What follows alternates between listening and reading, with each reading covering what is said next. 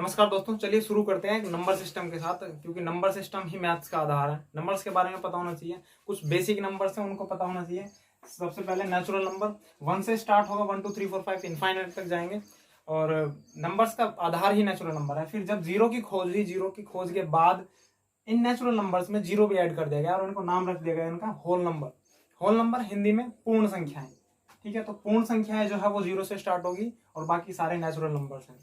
उसके बाद हमें कमी पड़ी मैथमेटिक्स में माइनस की, सब्सट्रैक्शन। अगर छोटी संख्या में से किसी बड़ी संख्या को माइनस कर रहे हैं तो वहां पे चिन्ह की जरूरत पड़ती है। मान लो 2 - 4 कर रहे हैं तो -2, तो ये -2 इसको क्या बोला जाए। तो इसी वजह से ये माइनस और प्लस का जितना भी हमारा मैटर था सब कुछ सोल्व करने के लिए एक नया नंबर इंट्रोड्यूस किया गया जिसका नाम है इंटीजर नंबर। तो इंटीजर नंबर क्या है? इंटीजर नंबर जीरो के साथ प्लस माइनस सारे के सारे नेचुरल नंबर्स हैं। मतलब कह सकते हैं कि होल नंबर है, उनके पास में चिन्ह भी होता है प्लस और माइनस, ठीक है। अब ये बेसिक था, इनको हटा देता हूं मैं। नेचुरल नंबर के बारे में पढ़ेंगे। तो नेचुरल नंबर जो है दो कैटेगरी में डिवाइड किया जा सकता है। सबसे पहली कैटेगरी कंपोजिट नंबर, और दूसरी कैटेगरी में प्राइम नंबर। तो प्राइम नंबर की डेफिनेशन अगर हम देखें तो प्राइम नंबर वो नंबर्स है जिनके एग्जैक्टली 2 फैक्टर्स होते हैं। They have exactly 2 factors. चलिए मैं लिख नहीं रहा हूं, मैं डायरेक्ट ही बता रहा हूं, इधर आप लिख लेना अपने आप। तो प्राइम नंबर वो नंबर है जिनके एग्जैक्टली 2 फैक्टर्स हो। जैसे कि एग्जांपल के लिए 2 हम ले तो 2 या तो 1 से कटेगा या 2 से कटेगा, फिर उसके बाद 3 ले तो 3 या तो 1 से कटेगा या फिर 3 से कटेगा, ठीक है। तो जितने भी प्राइम नंबर्स है वो या तो खुद से कटेंगे या फिर 1 से कटेंगे, केवल 2 फैक्टर मिलेंगे। उसी तरह से अगर हम कंपोजिट नंबर की डेफिनेशन की बात करें तो कंपोजिट नंबर की डेफिनेशन क्या कहती है कि ये मिनिमम 3 फैक्टर्स होंगे इनके। कोई भी नंबर हो उसके 3 फैक्टर कम से कम होंगे, उससे ज्यादा कितने भी हो सकते हैं। तो अगर हम सबसे छोटे कंपोजिट नंबर की बात करें तो वो होगा 4 हमारे पास, ठीक है। 4 के ऊपर फोकस करो, एक फैक्टर होगा, 2 होगा और खुद 4 होगा, तो मिनिमम 3 फैक्टर्स हो गए, ठीक है। अब 4 के बाद कोई भी नंबर ले लो जो प्राइम नहीं है, उसके कम से कम 3 फैक्टर होंगे ही। अब जब मान लो 10 ले लिया हमने, 10 प्राइम तो है नहीं क्योंकि इसके फैक्टर और ज्यादा हैं, 2 तो है नहीं मिनिमम। तो क्या करना है, 10 के फैक्टर 1 से कटेगा, 2 से कटेगा और फिर ये कितने से 5 से कटेगा और फिर खुद 10 से, तो इसके 4 फैक्टर्स हो गए, ठीक है। यहाँ पे मिनिमम 3 थे तो मिनिमम 3 को तो क्वालिफाई करेगा ही, जिसके मिनिमम 3 फैक्टर हो, 3 से ज्यादा कितने भी हो सकते हैं कंपोजिट नंबर। और prime number exactly 2 factors contain करेंगे। और प्राइम नंबर के अंदर एक चीज और देखनी है कि जितने भी प्राइम नंबर्स हैं वो एक फिक्स पैटर्न को फॉलो करते हैं। कोई भी एक प्राइम नंबर है तो वो या तो 6x + -1 की फॉर्म में होगा या फिर 6x + 5 इस फॉर्म में होगा। कोई भी प्राइम नंबर इन 2 फॉर्म में होते हैं। अब जैसे कि एग्जाम्पल के लिए उठा रहे हैं हम कोई भी एक प्राइम नंबर, 19 ले लिया। 19 एक प्राइम नंबर है तो हम देखते हैं 6x + 1, इसे क्या लिख सकते हैं 6 × 3 + 1, ठीक है। 6x + 1 को फॉलो कर रहे हैं। उसी तरह से 23 को अगर देखते हैं तो 6x को लिखोगे 6 × 4 और -1, ये 6x - 1 को फॉलो कर रहा है, ठीक है। और एक एग्जांपल इसका उठा लेंगे, इसके लिए क्या देंगे, थोड़ा सा बड़ा देख लेंगे, 71 एक प्राइम नंबर है। ये किस फॉर्म को फॉलो करेगा 6 × 11 और +5, ठीक है। 6x + 5 को फॉलो कर रहा है। तो ये पैटर्न ध्यान में रखना है कि प्राइम नंबर जो है सभी हमने डेफिनेशन बता दी है, ये ध्यान रखना है कि जितने भी प्राइम नंबर है वो इन 2 रूल्स को फॉलो करेंगे, 2 पैटर्न को फॉलो करेंगे। और हाँ, इसका वाइस वर्सा प्रूफ नहीं है कि जितने भी नंबर्स, मतलब जितने भी जो भी संख्या तुम इसमें रखोगे वो प्राइम नंबर ही होंगे, ऐसा जरूरी नहीं है। लेकिन जितने प्राइम नंबर है वो इन 2 पैटर्न को फॉलो करेंगे ही करेंगे। चलिए अब देखते हैं को प्राइम नंबर। को प्राइम नंबर सह अभाज्य संख्याएं। सह अभाज्य संख्याएं कोई भी ऐसे 2 नंबर जिनके HCF ऐसे 2 अंक या ऐसे 2 नंबर, जिनका HCF 1 हो। जैसा मान लो 2 और 3 लिख दिया, एक पेयर है, तो ये 2 और 3 जो है आपस में सह अभाज्य संख्या है, को प्राइम नंबर है, सह अभाज्य संख्याएं। ठीक है, क्योंकि इनका HCF क्या है 1 है। उसी तरह से कुछ भी उठा सकते हो, जरूरी नहीं है दोनों ही प्राइम नंबर हो या फिर सम विषम हो, कुछ भी हो सकता है, ठीक है, लेकिन HCF उनका एक आना चाहिए। जैसे कि मैं लिख रहा हूँ 4 और 5, इसमें से एक अभाज्य संख्या और एक भाज्य संख्या है, लेकिन फिर भी इनका HCF क्योंकि 1 है तो ये 4 और 5 जो है ये को प्राइम है। ठीक है, तो को प्राइम में इतना ही है कि जिसका HCF हो, जरूरी नहीं है 2 ही पेयर हो, कितने भी पेयर हो, लेकिन उनका अगर HCF 1 है तो वो को प्राइम नंबर है। तो देखिए अब एक एक चीजों को लिंक करते हुए चलेंगे। मैंने तुम्हें जो भी नंबर बताया उनको देखो, जितने भी नंबर्स हैं 2 कैटेगरी में डिवाइड कर सकते हैं, एक रियल नंबर और एक इमेजिनरी नंबर। तो रियल नंबर की डेफिनेशन और इमेजिनरी नंबर की डेफिनेशन। रियल नंबर की डेफिनेशन क्या है कि अगर कोई एक नंबर है a और हम उसका स्क्वायर करें तो या तो वो 0 होगा या फिर 0 से बड़ा होगा। अगर इस रूल को वो फॉलो कर रहा है, अगर इस कंडीशन को वो सेटिस्फाई कर रहा है तो वो एक रियल नंबर है। क्या कोई भी नंबर अगर तुम उसका स्क्वायर कर रहे हो तो वो या तो 0 होगा या फिर 0 से बड़ा होगा, तो वो एक रियल नंबर है। उसका जस्ट अपोजिट है कि अगर किसी भी नंबर का तुम स्क्वायर कर रहे हो और वो 0 से छोटा है, अगर वो 0 से छोटा है तो उसका मतलब क्या है कि वो नंबर जो है इमेजिनरी नंबर है। एग्जाम्पल के लिए स्क्वायर रूट के अंदर कोई भी नंबर ले लो, वो एक इमेजिनरी नंबर है, क्योंकि जब इसका स्क्वायर करेंगे तो माइनस मिलेगा, इसका स्क्वायर करेंगे -2 मिलेगा, इसका स्क्वायर करेंगे -3 मिलेगा। ठीक है, और रियल नंबर की तो एक पूरी कैटेगरी है, पूरी कैटेगरी है, इसको मुझे समझाना पड़ेगा। और इसके अंदर मतलब जितने भी नेचुरल, जितने भी अभी तक नंबर बताए हैं सबके सब रियल ही हैं, और इमेजिनरी नंबर अलग ही क्वालिटी है इनकी। ठीक है, तो अब रियल नंबर पढ़ेंगे। रियल नंबर पढ़ने के लिए मैं तुम्हें बता देता हूँ, एक तो पढ़ना है रेशनल नंबर और एक इरेशनल। रेशनल नंबर और इरेशनल नंबर, ठीक है, इनको समझने के लिए हमें समझना पड़ेगा डेसिमल नंबर, बहुत जरूरी है, क्योंकि डेसिमल नंबर एक बार अच्छे से समझ में आ गया तो रेशनल और इरेशनल नंबर बहुत आसानी से समझ लेंगे। चलिए तो शुरू करते हैं रेशनल और इरेशनल समझने के लिए क्या डेसिमल नंबर। चलो ओके, तो चलिए डेसिमल नंबर समझते हैं। डेसिमल नंबर को 2 कैटेगरी में डिवाइड कर सकते हैं हम, एक टर्मिनेटिंग डेसिमल, एक नॉन टर्मिनेटिंग डेसिमल।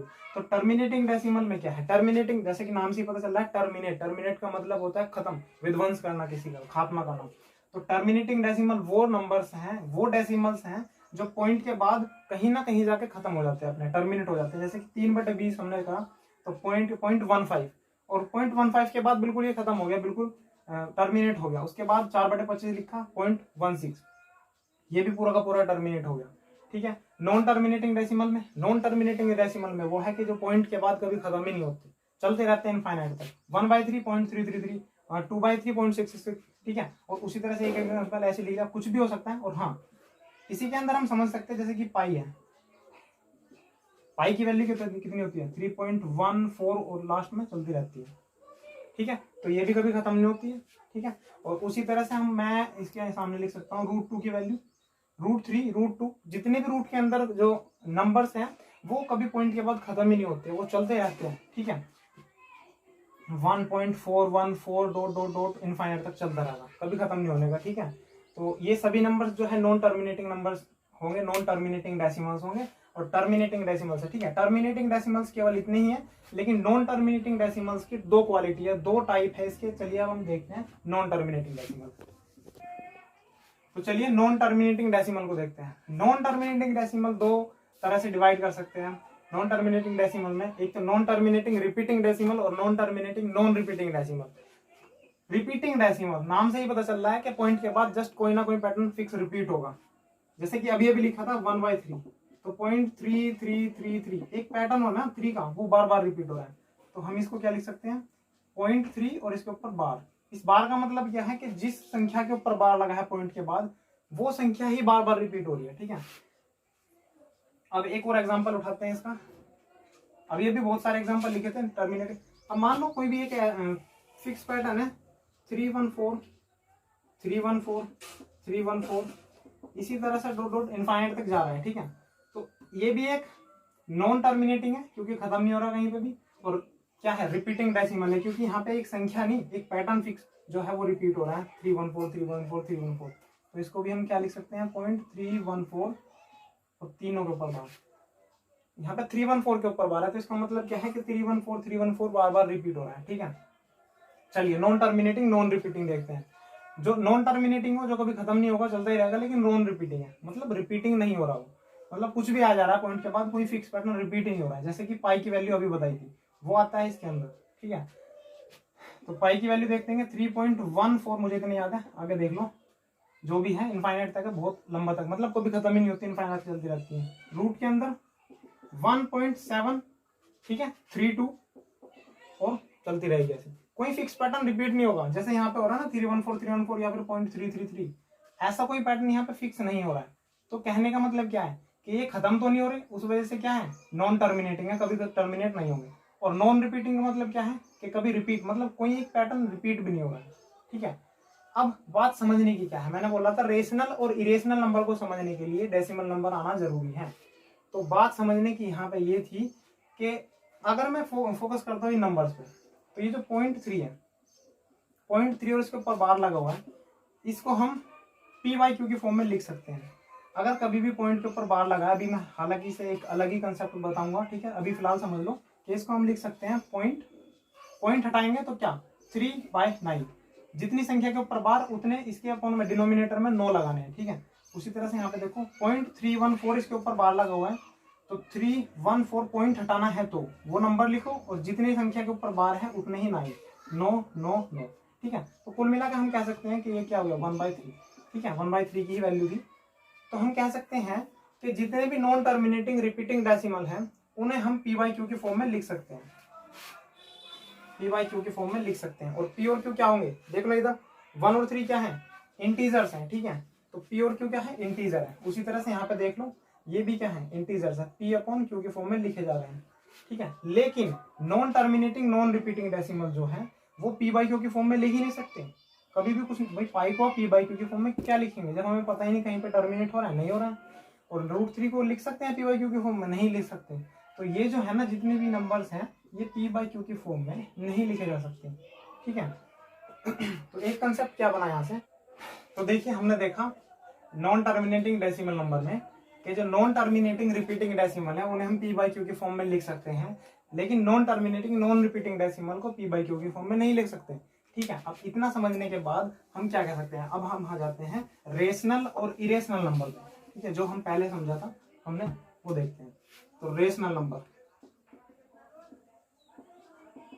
नंबर वो नंबर है जिनको P/Q की फॉर्म में लिख सकते हैं, और एक कंडीशन है कि Q जो है वो कभी 0 नहीं हो सकता, और P और Q जो है, P और Q जो है वो बिलोंग करेंगे किन से, इंटीजर,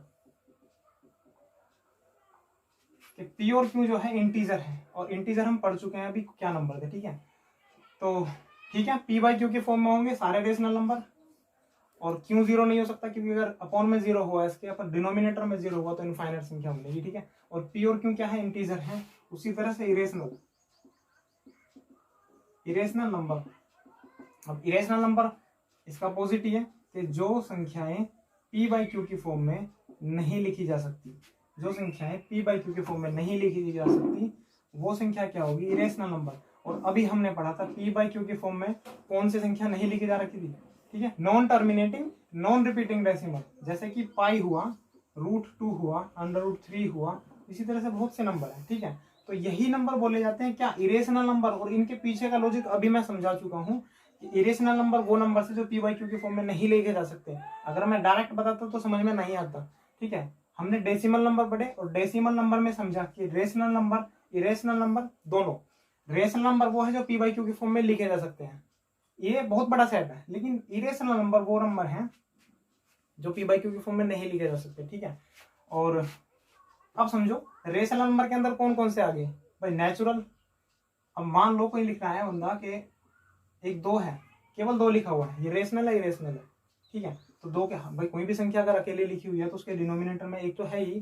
ठीक है, तो P/Q की फॉर्म में तो ये भी लिखा जा रहा है P/Q की फॉर्म। और देखो 2 और 1 क्या है, दोनों ही इंटीजर हैं, तो सारी जितने भी डेफिनेशन लिखवाई है वो सेटिस्फाई कर रहे हैं।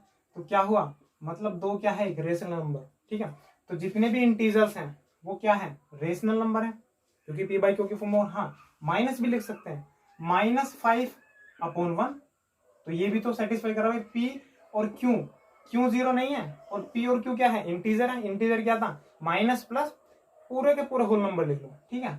तो ये भी सेटिस्फाई कर रहा है, माइनस में हो प्लस में हो जितने भी रेशनल नंबर है वो इस एक डेफिनेशन को फॉलो करेंगे, इस रूल को फॉलो करेंगे कि क्यू जीरो ना हो और पी और क्यू क्या हो, इंटीजर हो। और इरेशनल नंबर की पी और क्यू के फॉर्म में नहीं लिख सकते। और डेसिमल नंबर, यही पढ़ना था, मेन टॉपिक यही था, इसके लिए मुझे इतनी सारा कुछ बताना पड़ा।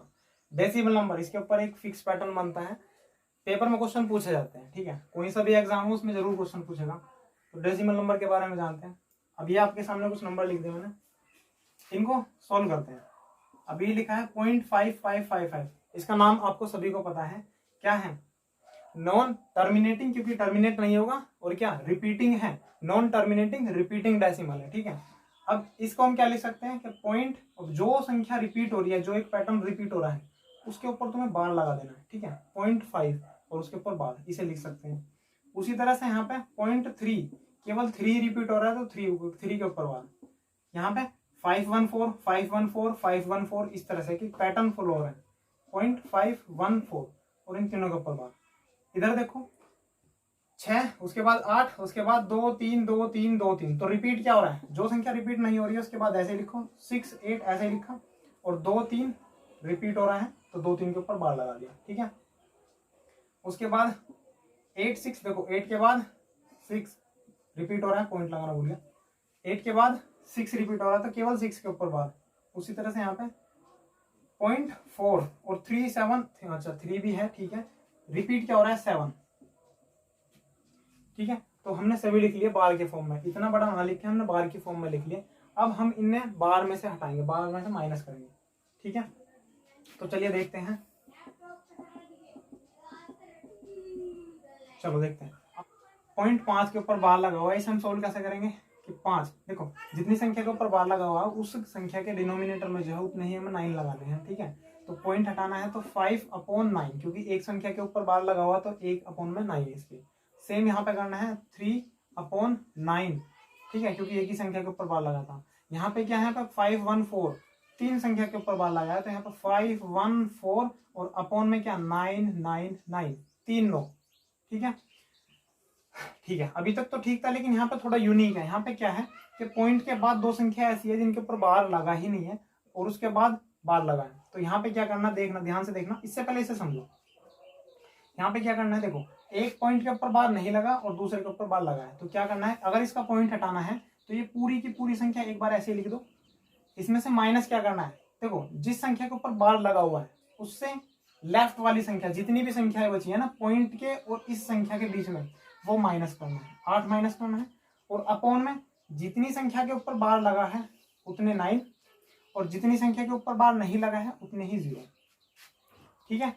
दोबारा देख लो, वो संख्या पूरी की पूरी ऐसे लिख देनी है। माइनस क्या करना है कि जिस संख्या के ऊपर बार लगा है उसके लेफ्ट में पॉइंट और उसके लेफ्ट में जितनी भी संख्या है, ठीक है, जितने भी जो भी संख्या बनेगी वो माइनस करनी है। और अपॉन में डिनोमिनेटर में क्या आना है कि जिस संख्या के ऊपर बार लगा हुआ है, जितनी संख्या के ऊपर बार है उतने तो 9, और जितनी संख्या के ऊपर बार नहीं लगा उतने ही हमारे 0।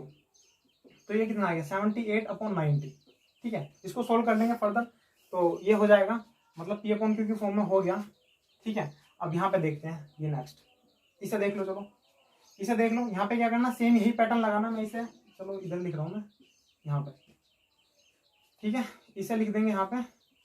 तो क्या करना है 6 8 2 3, इसमें से माइनस क्या करना है 6 8, क्योंकि देखो पूर्ण संख्या लिखी है, मैंने क्या बताया, जिस संख्या के ऊपर बार लगा है उसे छोड़ दो और पॉइंट और इनके बीच में जो संख्या है उसे माइनस करना है। और डिनोमिनेटर में क्या आने वाला है, जितनी संख्या के ऊपर बार लगा है उतने 9, और जितनी संख्या के ऊपर बार नहीं लगा हुआ है उतने ही 0, ठीक है। इसे हम सोल्व कर लेंगे तो 67 और ये 55, 67 55 99 और 00, ये सोल्व होगा। बाकी आगे सोल्व कर सकते हैं, छोड़ो, कंसेप्ट समझाना मुझे, कंसेप्ट समझ लो, ठीक है। अब उसी तरह से यहाँ पे ये वाला देखो क्या करना है, 4 3 7, 4 3 7, माइनस क्या करना है 7 को छोड़ दो, 4 3 माइनस करना है 4 3, अपॉन में क्या करना है, एक तो 9 आने वाला है और 2 आने वाली है इसकी 0, ठीक है। अब इसे सोल्व कर लेंगे तो क्या आएगा, 37 घटाओ और 6 और घटा दो तो 394, ये आ गया, ठीक है। तो इसी तरह तो जितना भी डेसिमल नंबर था जो हमें सोल्व कर रहे थे, बेसिक क्वेश्चन है, ये बेसिक है। अब केवल ये बेसिक था डेसिमल नंबर का। अभी इसके ऊपर जो क्वेश्चन बनेंगे बेसिक से लेके हाई लेवल तक के अच्छे अच्छे क्वेश्चन, वो हम कल की क्लास में डिस्कस करेंगे, ठीक है। तो अभी क्वेश्चंस बहुत सारे हैं, अभी तो ये बेसिक है, कैसे सोल्व करना है, ये पॉइंट से बाहर कैसे निकालने हैं वो सिखाया है। कल इसके ऊपर जो भी क्वेश्चन बनेंगे हम उसे डिस्कस